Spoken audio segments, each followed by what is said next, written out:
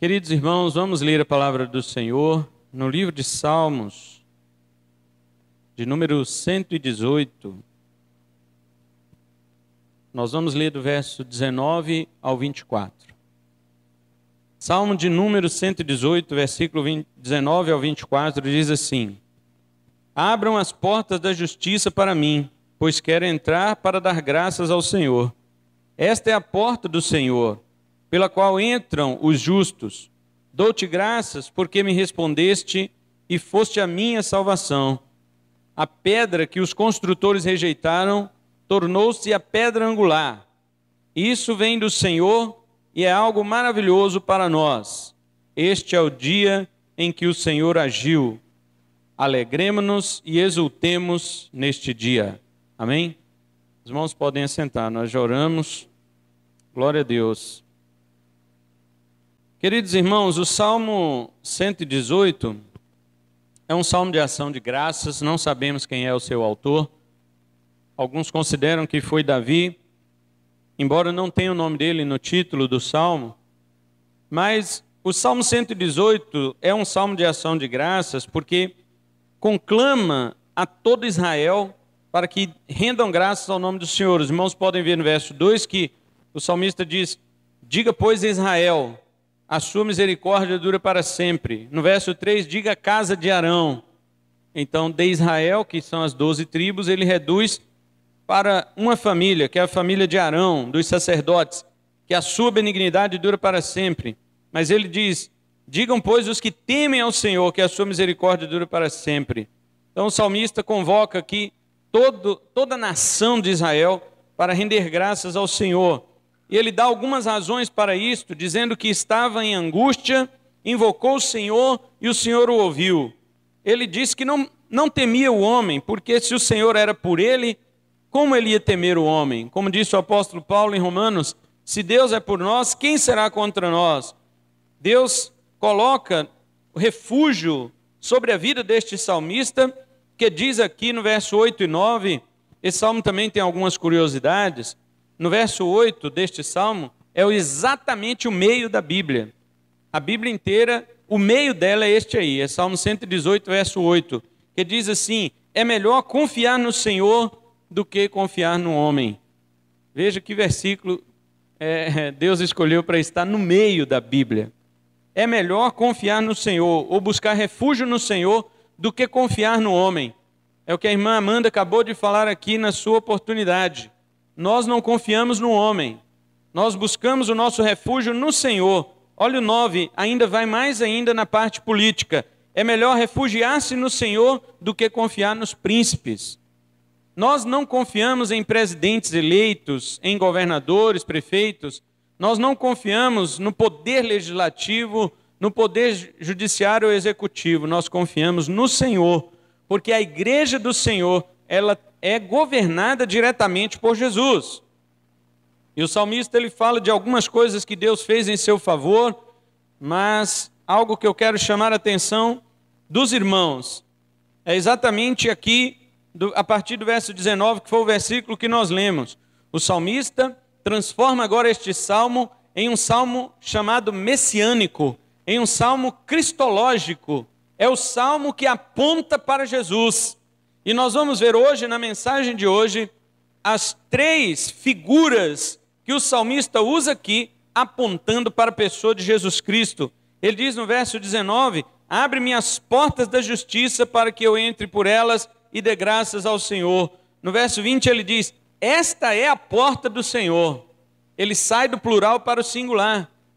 No verso 19 ele diz as portas da justiça, mas no 20 ele fala no singular, a porta do Senhor, a porta de Deus, que Deus abriu. Por esta porta entrarão os justos, e nós sabemos que Jesus Cristo é a porta. Ele também diz aqui no verso 22, a pedra que os edificadores rejeitaram, essa foi posta como pedra principal, pedra angular, pedra de esquina. Nós também sabemos que Jesus Cristo é a pedra.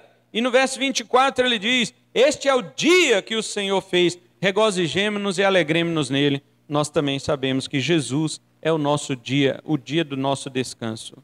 Enfim, no verso 26 nós temos outra curiosidade, que diz: bendito aquele que vem em nome do Senhor. Ou seja, este foi o salmo que os judeus usaram para quando Jesus estava entrando em Jerusalém. Montado naquele jumentinho, eles gritaram o Salmo 118, verso 26. Hosana, ou seja, esta palavra significa Senhor, salva-nos. E eles completavam Hosana com este versículo: bendito aquele que vem em nome do Senhor. E era Jesus entrando na cidade de Jerusalém. Aqui estão algumas observações sobre este salmo. E agora nós vamos entrar na nossa mensagem, na nossa pregação, a respeito de como Jesus Cristo cumpriu o messianismo deste salmo. Nós vemos aqui que estas figuras que transparecem claramente neste salmo se aplicam ao próprio Cristo, e o próprio Cristo aplicou a si mesmo. Por exemplo, quando ele vai explicar a parábola que ele conta em Mateus 21, verso 42, ele fala que ele é aquela pedra. Em Mateus capítulo 21, Jesus Cristo vai contar uma parábola sobre aqueles vinhateiros, os homens que guardavam a vinha do Senhor nosso Deus. Diz assim, a partir do versículo 33 de Mateus 21, Jesus diz: atentai em outra parábola.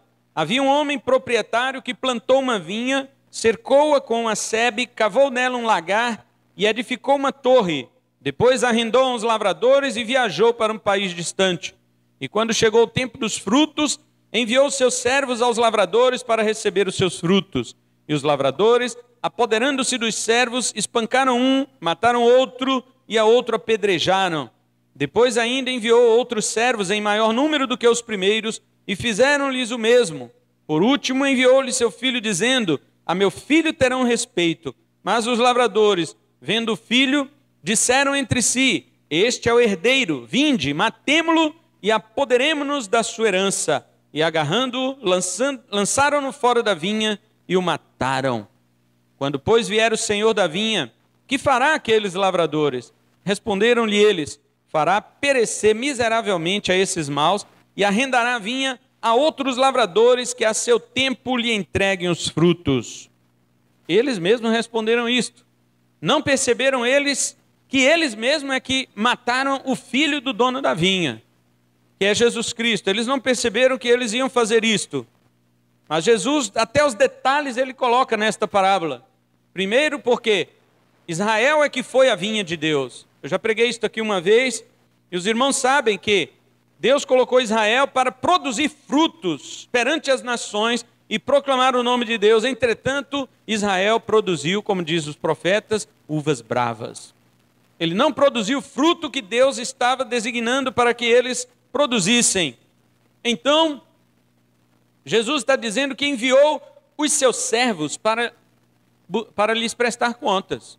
Quem eram estes servos? Os profetas do Antigo Testamento, que iam em direção aos reis de Israel e falavam as palavras de Deus, cobrando destes reis que eles fossem governantes justos, conforme a vontade do nosso Deus. E estes reis então mandavam o quê? Apedrejar e matar os profetas de Deus. E não uma só vez, mas duas e muitas outras vezes, Deus enviou seus profetas, mas os reis sempre faziam isto. Matavam os homens de Deus que iam falar a mensagem de Deus para eles. Por último, Deus enviou o seu filho. Jesus conta isso aqui na parábola. E quando eles veem o filho, eles dizem entre si: este é o herdeiro, vinde, matemo-lo e apoderemo-nos da sua herança. Então, de fato, agarrando-o, lançaram-no fora da vinha e o mataram. Até o detalhe da morte de Jesus ele coloca aqui nesta parábola. Porque Jesus morreu fora de Jerusalém. Vamos levá-lo para fora da vinha e vamos matá-lo. Assim os homens fizeram, levaram Jesus para fora da cidade e o crucificaram. Jesus sabia até onde ele ia morrer, até o lugar, a maneira pela qual ele ia morrer. Agora Jesus faz uma pergunta: quando vier o Senhor da vinha, que fará aqueles lavradores? E eles respondem que fará perecer miseravelmente a esses maus e arrendará a vinha a outros lavradores que a seu tempo lhe entreguem os frutos. Eles responderam corretamente. Eles responderam corretamente sem saber que se tratava deles. Deus ia tirar a vinha da mão de Israel e passar para a igreja, passar para nós. E nós é que devemos dar o fruto devido ao nosso Deus. Mas não é mais o esforço nosso, como era no esforço de Israel, não é. Na época, Israel tinha que se esforçar para dar os frutos. Hoje, Deus fez habitar em nós o seu Espírito, que gera o fruto do Espírito automaticamente em cada novo convertido, em cada pessoa que nasceu de novo. E nós damos o nosso fruto para Deus. Agora, Jesus disse para ele, no verso 42, nunca leste nas Escrituras? Jesus está citando o Salmo agora que nós lemos. A pedra que os edificadores rejeitaram, essa foi posta como pedra angular. Pelo Senhor isto foi feito e é maravilhoso aos nossos olhos. Veja, Jesus está dizendo, vocês rejeitaram a pedra, vocês rejeitaram o Filho de Deus, vocês rejeitaram aquele que era o padrão, porque a pedra angular é aquela pedra de esquina, que ela marca, ela faz a demarcação do esquadro de uma construção na época antiga. Ela era colocada na quina de uma construção e ela tinha a sua medida exata, como se fosse um esquadro, para que a construção fosse perfeita. E Jesus disse para eles, vocês rejeitaram esta pedra, mas Deus a colocou como pedra principal de sua construção. Jesus está dizendo que Ele é a pedra principal da construção de Deus, que se chama igreja. Como Ele disse para Pedro, e vós, quem dizeis que eu sou? E Pedro disse, tu és o Cristo, Filho de Deus vivo. E Jesus disse, Simão, filho de Jonas, não foi carne e sangue que te revelou isto, mas o meu Pai que está nos céus. E eu também te digo que tu és Pedro, e sobre esta pedra, ou seja, sobre a tua afirmação de que eu sou o Cristo, Filho de Deus, eu edificarei a minha igreja, e as portas do inferno não prevalecerão contra ela. E Pedro reconhece isto. Pedro reconhece, como a Igreja Católica acha, que foi Pedro que é a pedra, que Jesus disse sobre esta pedra, porque tu és Pedro, sobre esta pedra edificarei a minha igreja. O próprio Pedro ensina a Igreja Católica que não quer aprender com o próprio Pedro. Capítulo 2, versículo 6, versículo 4, o apóstolo Pedro ele diz, e chegando-vos para ele, que é Cristo, pedra viva, olha, Pedro chama Cristo de pedra e não a si mesmo. Chegando-vos para ele, pedra viva, rejeitada na verdade pelos homens, ou seja, pelos judeus, conforme a parábola que nós lemos, mas para com Deus eleita e preciosa, ou seja, Cristo foi a pedra escolhida e preciosa de Deus para construir sua igreja. Vós também, ou seja, vocês gentios que agora creem em Cristo, como pedras vivas, ele põe no plural, pedras vivas, cada um de nós agora, irmãos, é uma pedra, porém não a pedra fundamental, porque a pedra fundamental é Cristo. O apóstolo Paulo diz em 1 Coríntios capítulo 3, que ninguém pode lançar outro fundamento além do que já está posto, que é Jesus Cristo. Mas nós somos as pedras não do alicerce, mas da alvenaria. Cada cristão é uma dessas pedras. Hoje em dia falamos tijolos. Nós somos cada um dos tijolos que Deus vai colocando para construir a sua casa espiritual, como ele diz no verso 5, para ser de sacerdócio santo, a fim de oferecer de sacrifícios espirituais aceitáveis a Deus por Jesus Cristo. Na época antiga construiu-se o templo de Salomão com pedras, para que os sacrifícios carnais físicos fossem apresentados lá. Hoje, Deus construiu uma casa espiritual que se chama igreja, com pessoas. E os sacrifícios que se apresentam aqui não são mais de animais, mas de pessoas cujo raciocínio está colocado espiritualmente, diretamente ligado ao Senhor para lhe oferecer culto racional, culto inteligente, culto espiritual. E Pedro diz, continuando, verso 6, por isso na Escritura se diz, eis que ponho em Sião a pedra principal angular, eleita e preciosa, e quem nela crê não será confundido. Quem nela crê não será envergonhado. Agora olha o que Pedro diz no verso 7 e 8, sobre esta pedra. E assim para vós os que credes, esta pedra é preciosidade, mas para os descrentes, a pedra que os edificadores rejeitaram, ele cita de novo o Salmo, que Jesus também citou na parábola, esta foi posta como a pedra principal de esquina, e como uma pedra de tropeço e rocha de escândalo, porque tropeçam na palavra, ou seja, os que não creem, tropeçam na palavra sendo desobedientes para o que também foram destinados. Este é um dos versículos mais duros do Novo Testamento. 1 Pedro 2, verso 8. Porque 1 Pedro 2, verso 8 fala que os desobedientes, os que não creram em Deus, os que não creram no Filho de Deus, tropeçam na pedra que Deus escolheu, que é Jesus, e foram destinados para isto.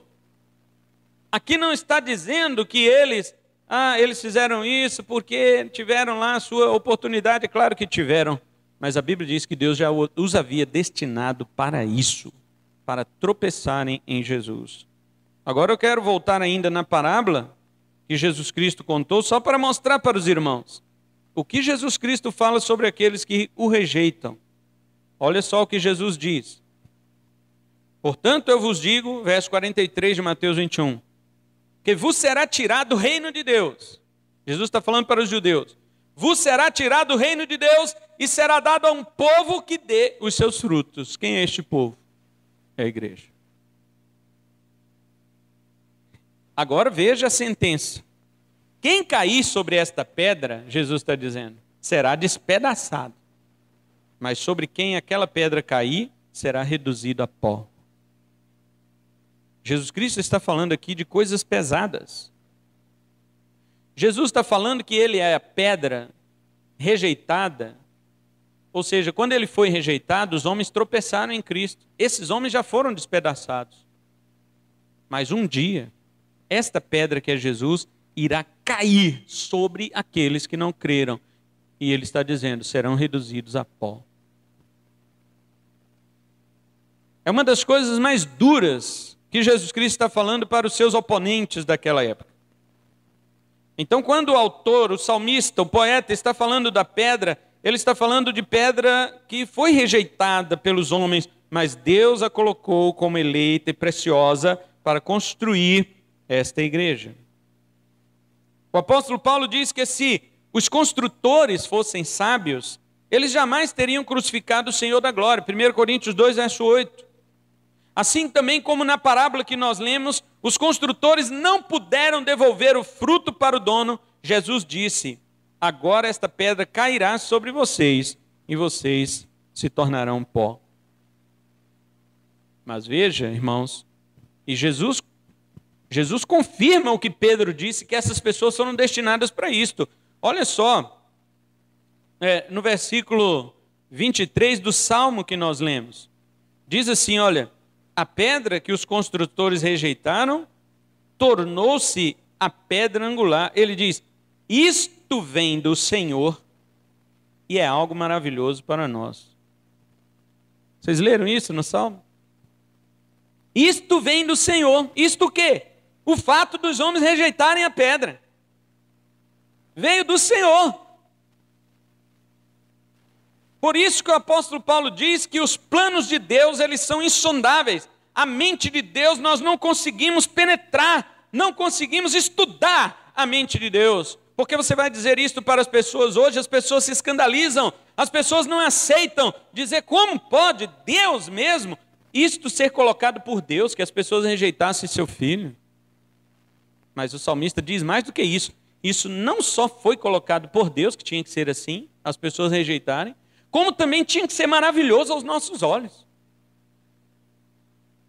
As pessoas não acham isso maravilhoso. As pessoas ficam assombradas, elas ficam com medo e dizem, como pode Deus estabelecer que pessoas rejeitem o seu filho para que essas pessoas tropecem, sejam despedaçadas e por fim esta pedra caia sobre eles e sejam reduzidos a pó? Como pode?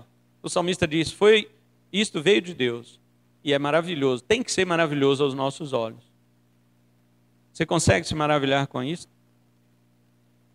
Porque se maravilhar com a salvação, amém, é fácil.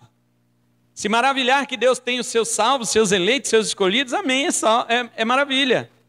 Mas temos que nos maravilhar, de acordo com o Salmo 118, verso 23, que também Deus estabeleceu isto, que outros iam rejeitar seu filho, iam tropeçar na pedra. E para finalizar esta parte da pedra, os apóstolos, quando oraram em Atos, capítulo 4, verso 27 e 28, eles oraram da seguinte forma: porque verdadeiramente contra o teu santo filho Jesus, que tu ungiste, se ajuntaram não só Herodes, mas Pôncio Pilatos com os gentios e os povos de Israel, para fazerem tudo que a tua mão e o teu conselho tinham anteriormente determinado que se havia de fazer. A rejeição da pedra veio de Deus. Viu só como os apóstolos oraram aqui? Lá em Atos 4, eles oraram assim: Deus, olha o que eles fizeram com o teu santo servo Jesus. Junto com Pilatos, Herodes e com os romanos e judeus, eles crucificaram, eles mataram o teu filho. Mas eles fizeram, ó Deus, somente aquilo que tua mão e o teu conselho já tinham determinado. Eles oraram desta forma, os apóstolos. Eles entenderam o versículo do Salmo que nós lemos. Que a pedra que foi rejeitada pelos homens foi posto por Deus. Foi colocado por Deus que eles rejeitassem. E isso não desculpa as pessoas que mataram Jesus. É ou não é maravilhoso? É terrível. É assombroso. E nós devemos colocar isso em nossos corações. Deus é que estabeleceu como as coisas deveriam acontecer. Deus estabeleceu que seu filho seria o fundamento da sua igreja, que ele seria rejeitado pelos seus. Deus estabeleceu que ele seria rejeitado pelos seus. E Deus estabeleceu que a punição é esta. Quando os dele, que eram os judeus, o rejeitaram, eles já tropeçaram, caíram e ficaram em pedaços. Mas no dia do juízo, Jesus cairá sobre eles e eles serão reduzidos a pó. Veja, irmãos, a profunda coisa terrível que vai acontecer com aqueles que negaram a Cristo. É terrível, vai ser algo profundamente assombroso. Aqueles que negaram a Cristo, que rejeitaram a Ele. Mas vamos agora para outra figura que o salmista usa. O salmista, ele diz, no verso 19, abram as portas da justiça para mim, porque quero entrar para dar graças ao Senhor. Agora ele vai dizer que porta é esta. Ele diz, no verso 20, ele fala, esta é a porta do Senhor, pela qual entram os justos. Veja que ele sai do plural para o singular. Abram as portas, verso 19. Mas no 20 ele fala, esta é a porta. E quem é esta porta? João capítulo 10, versículo 9. Jesus diz, eu sou a porta. Quem entrar por mim será salvo. Entrará e sairá e achará pastagens. Você pode perceber que encontra o nosso Senhor por todas as páginas da Escritura? Você não deve ler a Bíblia como um livro de história, embora ela seja, porque Deus agiu na história. Você não deve ler a Bíblia como um livro de aventuras, embora tenham bastante aventuras. Mas você não deve ler a Bíblia com essa tônica, porque você perde o principal. E o principal de toda a Escritura é o nosso Senhor Jesus Cristo, que está em todas as páginas do Antigo e do Novo Testamento. Lutero já dizia, a Bíblia tem uma chave hermenêutica. Cristo em todas as páginas. Jesus disse em João 10, verso 9, eu sou a porta. Mas veja que o salmista diz que não é qualquer porta. Ele diz que são as portas da justiça, ou seja, como diz o apóstolo Paulo, que Jesus é a nossa justiça diante de Deus.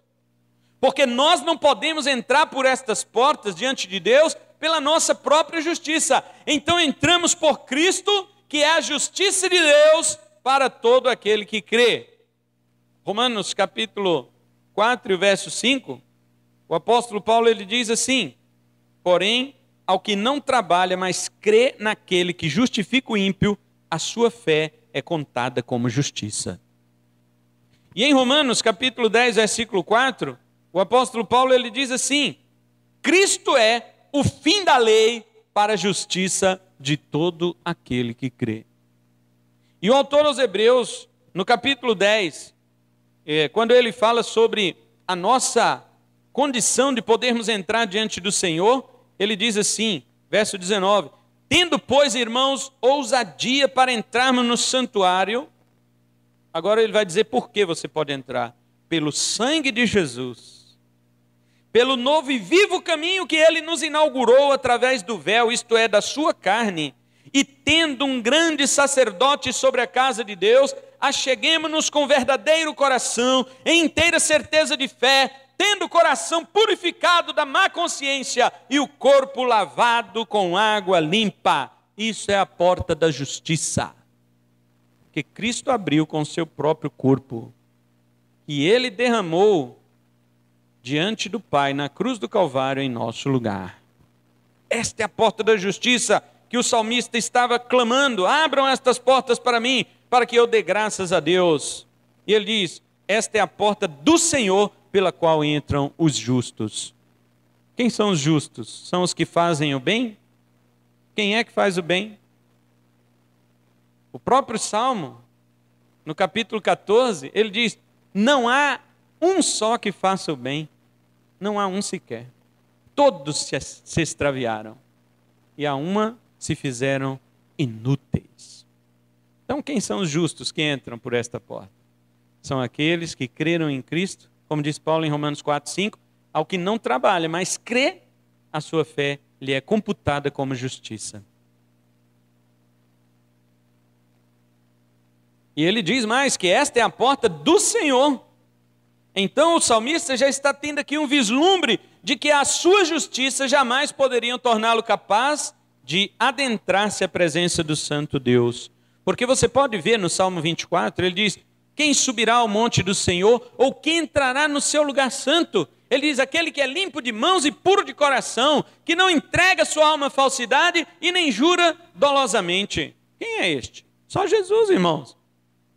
Quem é que é limpo de coração, puro de mãos? Conhece algum homem? Conhece alguém que não entrega sua alma à falsidade e não jura com engano? Conhece alguém que tem suas mãos realmente lavadas na inocência e o seu coração na pureza? Somente Jesus. Agora veja, o Salmo 24 ele diz: este receberá a bênção do Senhor e a justiça do Deus da sua salvação. Por isso o salmista diz aqui: a porta da justiça do Senhor, não é a justiça do homem. Portanto, Salmo 24 é um fechamento para esse tópico aqui que eu estou pregando. O salmista, no Salmo 24, ele diz assim, no final, do Salmo, porque nós vemos lá no início do Salmo estas características que nós estamos falando. No verso 3 ele pergunta: quem subirá ao monte do Senhor? Eu já falei sobre isso. Então ninguém pode subir. Quem é que pode chegar no seu lugar santo? Ninguém. Porque ninguém é limpo de mãos, ninguém é puro de coração, ninguém é uma pessoa que não entrega sua alma à falsidade, nem jura enganosamente. Agora existe uma pessoa que fez isso. E esta pessoa se chama Jesus Cristo. Agora, olha só. Quando Jesus Cristo entra pelas portas de Deus, quando Jesus Cristo se apresenta no lugar santo de Deus, depois da sua ressurreição, olha só o verso 7 até o 10 que diz: levantai, ó portas, as vossas cabeças, levantai-vos, ó entradas eternas, e entrará o Rei da Glória. Este Rei da Glória aqui é sim o homem limpo de mãos, puro de coração, que nunca entregou sua alma à falsidade e nunca jurou enganosamente, como disse o apóstolo Pedro em 1 Pedro 2,22, ele diz que jamais pecou e na sua boca nunca houve o engano. Jesus Cristo viveu uma vida perfeita, morreu, ressuscitou, e quando ele foi para a glória, na sua ascensão, para sentar-se à direita do Pai, então este salmo aqui é escatológico, este salmo aqui é profético, é messiânico. É como se o salmista aqui, Davi, inspirado por Deus, estivesse vendo Cristo entrar agora no céu. E Cristo entrando no céu, ressuscitado, é cantado este salmo: levantem, ó portas, as vossas cabeças, levantai, portais eternos, para que entre o Rei da Glória. E os anjos olham e perguntam: quem é o Rei da Glória? Quem é este Rei da Glória? E ele diz assim: é o Senhor forte e poderoso, é o Senhor poderoso na batalha. Levantai, portas, as vossas cabeças, levantai-vos, entradas eternas, e entrará o Rei da Glória. Quem é este Rei da Glória? É o Senhor dos exércitos, Ele é o Rei da Glória, Ele é o Senhor que venceu a morte, Ele é o Senhor que venceu o pecado, Ele é o Senhor que venceu o diabo e todas as suas hostes, e entra na glória. E Jesus entrando na glória, Ele abre portas para você entrar. Por isso é que abre-se a porta da justiça. Não é por sua justiça, pela minha justiça. E finalmente, o salmista fala sobre o dia. Olha o que ele diz lá no verso 24.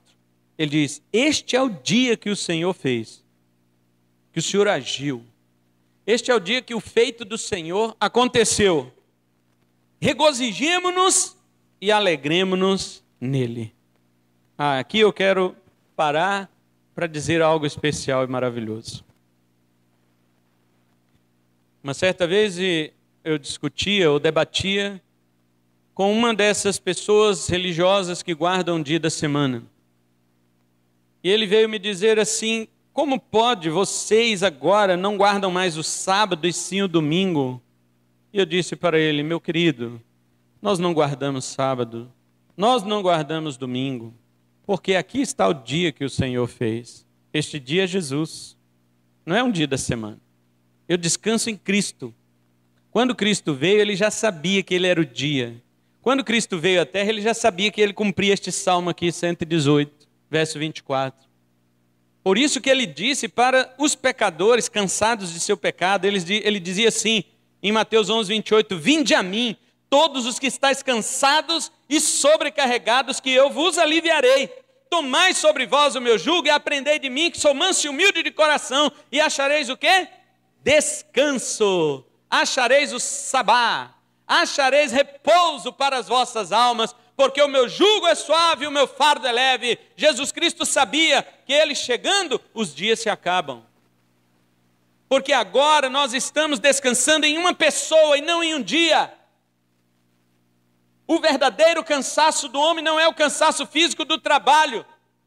Embora é óbvio que ele deve tirar mesmo um dia para o Senhor, para o seu descanso físico e adoração do Deus que lhe deu a saúde para trabalhar, mas não é disso que se trata a lei.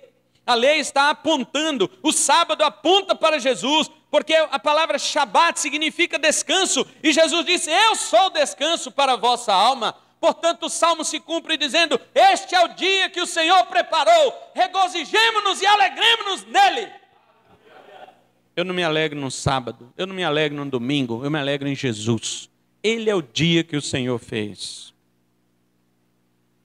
E o autor aos Hebreus entendeu isso, irmãos. Isso é que é maravilhoso. O autor aos Hebreus, ele entendeu tanto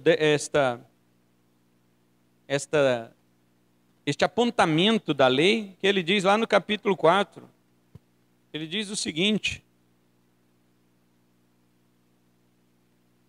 temamos, portanto, que sendo-nos deixada a promessa de entrar no seu descanso, suceda parecer que algum de vós tenha falhado.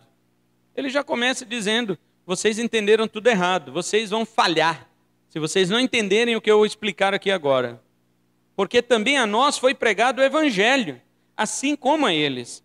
Mas a palavra pregada nada lhes aproveitou, porque não foi acompanhada de fé. Agora veja, porque nós os que cremos, olha o que o autor está dizendo, nós os que cremos é que entramos no descanso. Entendeu agora, irmãos, onde é que está o sábado? Entendeu agora o que significa o quarto mandamento, nos 10 mandamentos? Aquilo lá que Deus ele estava dizendo, 6 dias trabalharás e do 7º é o repouso, é isto aqui. Aquilo apontava para você que vai crer, para você que crê no Filho de Deus, porque nós os que cremos é que entramos no descanso. Como ele disse, assim jurei na minha ira, não entrarão no meu descanso. Embora as suas obras tivessem acabado desde a fundação do mundo, por que Deus jurou que aquelas pessoas não entrariam no seu descanso? Porque estas pessoas não creram. Então eles não entenderam. Eles acharam que descanso era um dia da semana. E outra, acharam que a terra prometida era o descanso que Deus havia prometido. Não, Deus é mais profundo. O descanso está para aquele que crê. Se você é rebelde contra Deus, não há descanso para você. Isaías diz que os ímpios não têm paz. Eles não creem, eles não têm paz. Pois em certo lugar disse sobre o 7º dia que Deus descansou no 7º dia de todas as suas obras. E outra vez diz que não entrarão no meu descanso, visto pois restar que alguns ainda entrem nele, e que aqueles a quem anteriormente foram pregadas boas novas, que são os israelitas lá do deserto, não entraram por causa da desobediência. Agora veja a mudança. determina outra vez um certo dia, que se chama hoje, por meio de Davi, dizendo, depois de tanto tempo como lhe fora dito antes, hoje, se ouvirdes a voz do Espírito, não endureçais o vosso coração. Porque se Deus lhes houvesse dado descanso, não teria falado posteriormente a respeito de outro dia. Portanto, ainda resta um repouso para o povo de Deus. Sabe o que o autor aqui está dizendo? Se o sábado fosse realmente descanso, Deus não havia prometido outro dia. Mas como aqueles falharam em crer na palavra de Deus e morreram no deserto, então Deus estabeleceu outro dia por meio de Davi. Por meio de Davi, Deus estabeleceu outro dia. Davi foi um profeta que explicou o sábado, mas ninguém entendeu. E qual é este sábado? É hoje. É hoje. Por isso diz aqui, determina outra vez um certo dia que se chama hoje. Portanto, o verdadeiro descanso é Cristo e o dia é hoje. Não é sábado, não é domingo, não é segunda, não é terça, não é quarta, não é quinta, nem sexta. O dia é hoje. Que dia é esse? Verso 7 mesmo. Hoje, se ouvirdes a sua voz, não endureçais o vosso coração. O dia é hoje. Que dia é esse? É o dia que você ouviu o Evangelho. O dia que você ouviu o Evangelho, não endureça o teu coração. E assim você entrará no descanso. Pois todo aquele que crê, como ele diz aqui no verso 3, porque nós os que cremos é que entramos no descanso. Os irmãos entendem? Isto é que o sábado quer apontar. O sábado não é um dia inflexível, irrestrito, um dia santo, um dia quase idolatrado, e até mesmo idolatrado pelos sabatistas. Não é isto que jamais Deus quis. Tudo na lei de Deus apontava para Cristo. E como estas pessoas não puderam receber a mensagem do Evangelho que a eles foi pregada, então Deus estabelece um outro dia. E as pessoas perguntam, que dia é esse, autor aos Hebreus, que Deus estabeleceu? E ele responde, é o dia que se chama hoje. Não é mais sábado, não é mais domingo, é hoje. Hoje quando? Quando você ouvir a voz do Evangelho. Quando você ouvir a voz do Espírito, não endureça o teu coração, porque esse dia é hoje, você não sabe se ele vai passar. Então, meus queridos, eu quero concluir esta mensagem de hoje, dizendo para você, quando ler a Bíblia, procure Jesus. Procure Jesus nas páginas. Muitos leem a Bíblia e não entendem, justamente por quê? Porque estão ali buscando história, aventura. Busque Jesus. Jesus está em todas as páginas da Escritura. E neste Salmo 118 nós vimos 3 figuras que manifestam Cristo. A porta de justiça, porque somente por meio dele você pode se chegar a Deus. A pedra que os edificadores rejeitaram, que foram os judeus, mas que o Senhor trouxe e colocou como fundamento principal de sua igreja. E todo que nele crê é construído sobre ele, a fim de oferecer sacrifício espiritual agradável a ele por meio de Cristo.